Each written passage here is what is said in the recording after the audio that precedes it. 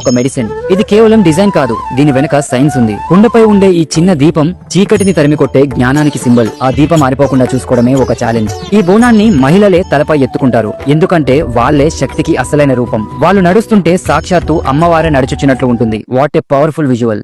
బోనాల ఫెస్టివల్లో మరో main attraction ఉంది. అతనే పోతురాజు. ఈయన లేకపోతే పండుగలోకి కిక్కే ఉండదు. పోతురాజు గ్రామ దేవతలైన 7 అక్కా చెల్లెలకు ఏకైక సోదరుడు. సింపుల్ గా చెప్పాలంటే ఆయన అమ్మవారికి అలాగే ఆ తల్లి భక్తులకి బాడీగార్డ్ లాగా. చూడటానికి ఒక వారియర్ లా ఉంటాడు. ఒళ్లంతా పసుపు, నుదిటపై పెద్ద కుంకుమ బొట్టు, కాళ్లకు గజ్జెలు.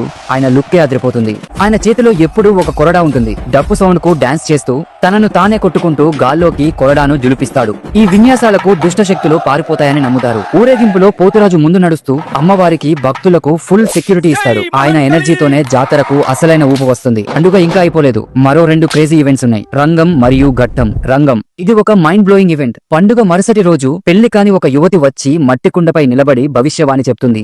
ఆమెలో అమ్మవారు ఆవహించి నెక్స్ట్ ఇయర్ వర్షాలు ఎలా ఉంటాయి, రాష్ట్రంలో ఏమవుతుంది అన్ని లైవ్